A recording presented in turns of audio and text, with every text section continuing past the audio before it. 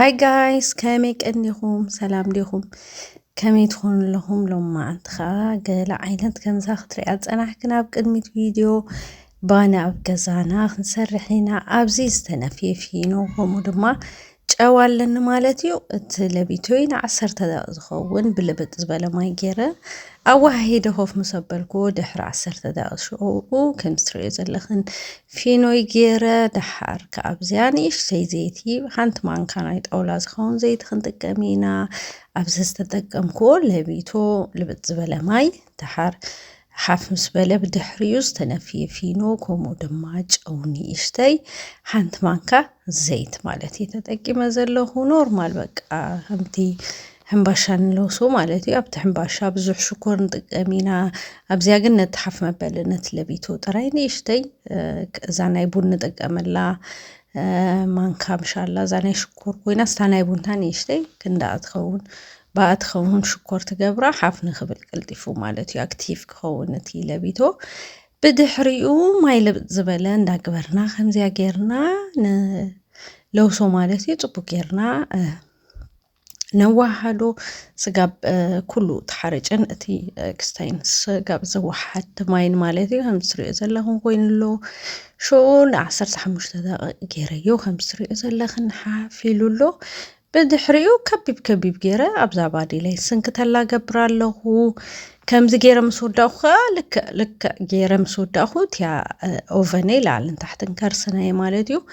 كرسن تزنيها شو عصر تداغ كبيب مسقبر كوخا حاف قبلي بدحريو متاو مالديو لك جير كن مسودة أخن كمزي لبأزي أوفن كن كتلو لكن مالديو أبزع حج ساعات أنا أوفني واللي علخو مالتي ودي سلازلخو خمي كم زقبر كوخا كاريكن كاسابيلي لخو أبز تي فيديو مالتي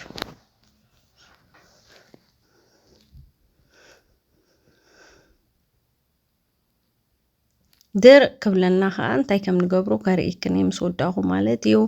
شكورينات لايك شير سبسكرايب مقبار اي درسوهم انت دعفتيهم وخانا فتوتهم نبيتسبكم شير قبرو كم سري زلخن بقى بوشتي تغلل بلو مالتي بتوشتي أتف ندابلكو كم سري زلخن تغلل بلو دحار قوف مسبلنا يو حاف قبل كله ناتو زخونة كرتسيك حزيو مالتي بتعم غليليو هنسرحو خلنا خمس كبيتا يكونن قليليو ግን በቃ እንታይ እቲናሉ ንፈልጥ እንታይ ተጠቂምና ሁሉ ዝሆነ ክስታይካ መጻን ሕገለ ስለዚህ እንጥቀብናትና ስለዝሆነ እዚ ከይበላሾና ንብሎ ይኮነን ዓቀና ሕሊና ስለንሰርሑን ብጥዕና መገደፍት ከተኸልኻውን ኣዝዩ እዚ ኣብ ገዛና ንሰርሖ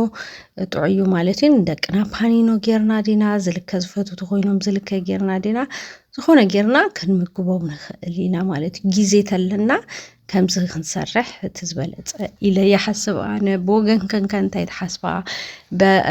ባለት ሰርሓዶ በገዛ ዋላስ ከመይኽ ነስከ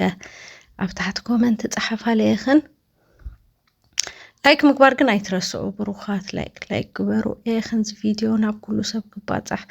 ትሪዮ ኣለኽን ከመይሉ ሓፊሉሎ 10 ደቂቃ ጥራዩ ገይሩ ዝትሪዮ ዘለኽን ሕጂ እዚያ መጸጅት ናይ ባኒ የብለይን እንዲ ኣነ ዛካራኻ ብዙሕ ጽቡቅ ጌራ ኣይጨደደቶን ጽቡቅ ጌሩ እንድሕርዳ ጨደዳ ቢልናይ ክጽብቕ ማዓት ኣብ ትኽበስል ከሎ ሕጂ ዛ ናይ ፒዛ ክጥቀም ኢለ በዛ ናይ ፒዛ ኣፈትና ኣለኹ መቸም ብጣዕሚ ጽቡቅ ኣይኮነን ግን ደሓን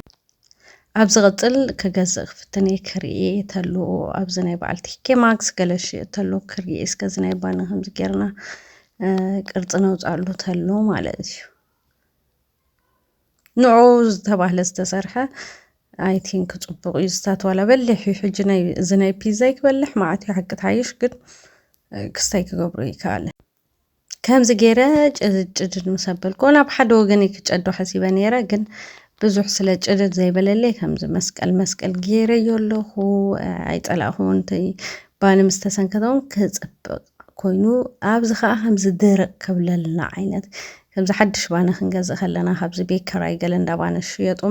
ከምዚ ጽቡቅ ደረቅ ዝበለ ሓድሽ ባኒ መታን ክኾነልና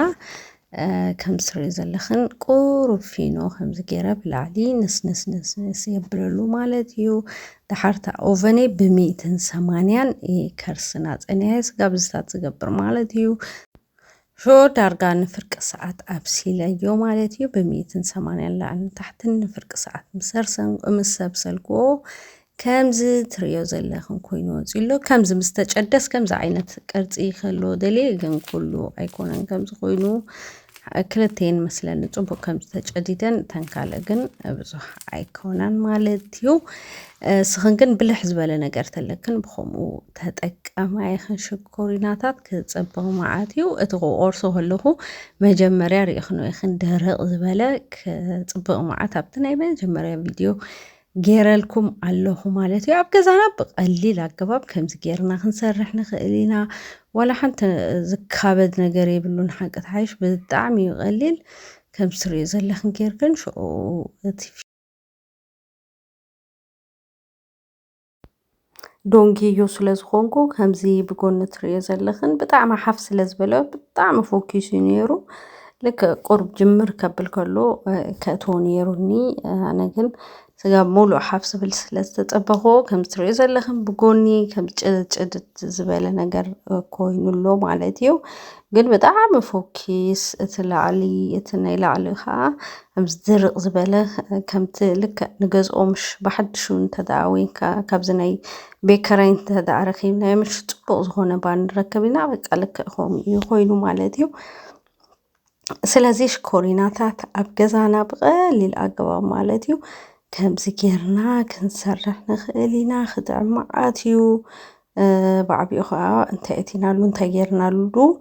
ስለንፈልጥ ኣዝዩ ፅቡቕ እዩ ማለት እዩ። ሽኮሪናታት ከማን ከምዚ ኣብ ፆም ጊዜ ወፂና ወይ ጠሚና ገለ ክንበልዕ ኣለና ከምዚ ዓይነት ባኒ እንተደኣ ትፈልጣ ተኾንክን ብሕልፊ ኣብ ቤከራይ ዘሎ ፃባ ኣለዎ። ፃባ ዘይብሉ ዳርጋ የለን። ስለዚ እዚ ኣብ ገዛና ንሰርሖ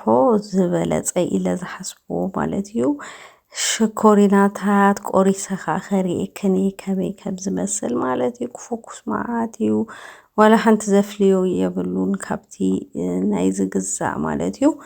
ከምዚያ ትመስል ናይ ሎማዓንቲ ቪድዮ እንተደኣ ፈቲኹምዎ ላይክ ሼር ሳብስክራይብ ምግባር ኣይትረስዑ። ብካልእ ቪድዮ ብካልእ ስራሕ እስካብ ንረኸብ ኣብ ሰሰለናዮ ሰሰናዮ